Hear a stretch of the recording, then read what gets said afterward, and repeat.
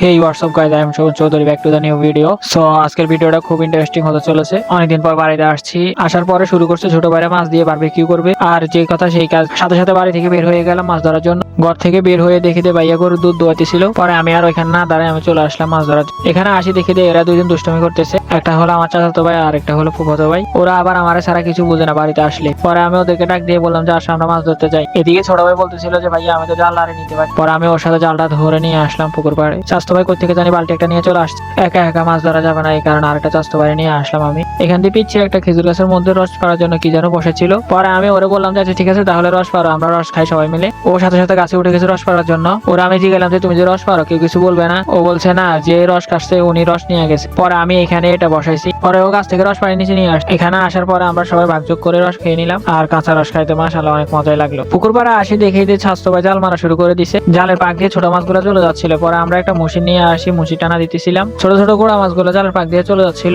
পরে আমরা মুশি টানা দিয়ে গোড়া মাছগুলো ধরে নিতেছি। তারপর আমরা জাল দিয়ে বড় মাছগুলো ধরবো। মুশিটা টান দেওয়ার পরে দেখলাম যে খুব ভালো গোড়া মাছ উঠতেছে। পরে একটা বালতিতে করে গোড়া মাছগুলো আমরা উপরে উঠাই দিছি। এর সাথে ময়লা উঠছে, বলছি যে গোড়া মাছগুলো সুন্দর করে বেছে নেওয়ার জন্য। হঠাৎ করে পায়ে নিয়েছি কি যেন পড়লে, পরে ভাবতেছিলাম না এটা হচ্ছে একটা শিং মাছ। খুব সতর্কভাবে উঠে দিয়েছিলাম, কারণ কিছুক্ষণ আগে একটা শিং মাছে কাটা দিছিল। পরে উঠানোর পরে দেখি যে হ্যাঁ এখানে একটা বাইন মাছ। স্বাস্থ্য ভাই বাইন মাছ দেখার পরে আমার সাথে হাসতে শুরু করে দিস। হাসতে হাসতে বলতেছে যে বাইন মাছও চিনে না, শিং মাছও চিনে না। তারপরে ওরা বললাম যে আচ্ছা ঠিক আছে তাহলে কোন দিক দিয়ে টান দেবে? এ পাশে তো টান দেওয়া হয় নাই, কারণ এই পাশে গাছ ছিল একটা, কারণ টান দেওয়া হয় নাই। ও বলছে আচ্ছা ঠিক আছে তাহলে আমরা গাছের ভিতরে টান দিই। আর এখানে টান দেওয়ার পরে দেখি যে মাশাআল্লাহ এখানে অনেক বড় বড় মাছ উঠছে। তারপর ওরা বললাম যে আচ্ছা ঠিক আছে তাহলে এখন মুশির রাখ, অনেক গোড়া মাছ ধরা হয়েছে, এখন আয় আমরা একটু বড় মাছ ধরি। আর বারবিকিউ করার জন্য বড় মাছ লাগবে, ছোট মাছ দিয়ে হবে না। সাথে সাথে ও জাল দিয়ে মাছ ধরা শুরু করলো। আর এখানে দেখতে দেখতে বড় একটা মাছ পেয়ে গেলাম আমরা। ও বলতেছিল জাল মারলে মাছ উঠবে না, জাল মারে হাতাইতে হবে, হাতাইলে মাছ পাওয়া যাবে। এই বলে আমরা দুজনে জাল হাতাইতেছিলাম। আর এখানে বড় একটা টাকি মাছ পাইলাম আমরা। ওরা আমি বললাম যে এখানে মাছ দিয়ে বারবিকিউ করা যাবে না, আমরা আরেকটা পুকুরে যাবো, এখানে মাছ ধরতে হবে, আরো বড় ফ্রেশ মাছ লাগবে বারবিকিউ করার জন্য।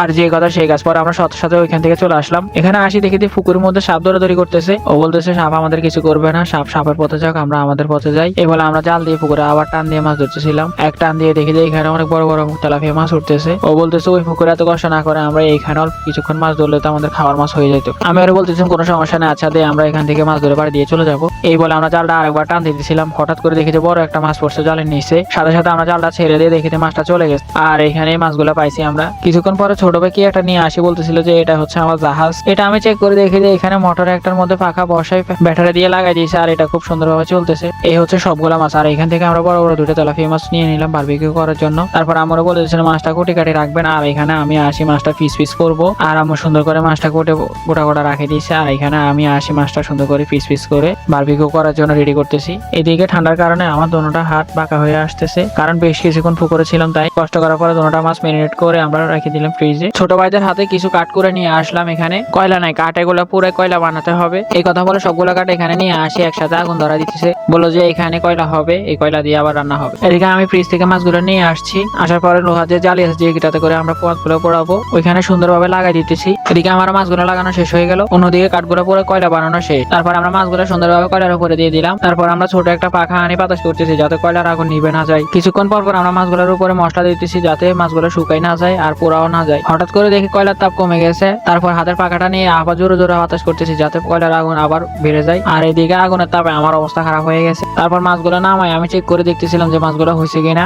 এক টুকরা মাছ নিয়ে আমি খেয়ে দেখলাম যে না, মাছগুলো হয়েছে আর অনেক মজাও লাগছে মাছগুলো খাইতে। মাছগুলো আমি নামাই নিয়ে আসলাম। আর মাশাআল্লাহ কি সুন্দর কালার আসছে। মাছগুলো ছাড়াইতেছি, বাদ বাকি যে শিখে মাছ পড়া দিয়েছি ওই শিখে মাছগুলো খুব শক্তভাবে আটকাই গেছে। ভিডিওটা এই পর্যন্ত, কেমন হয়েছে কমেন্ট করে জানাবেন। আর অবশ্যই চ্যানেলটা সাবস্ক্রাইব করে রাখবেন। কোনো ভুল হলে মাফ করে দিবেন। আসসালামু আলাইকুম।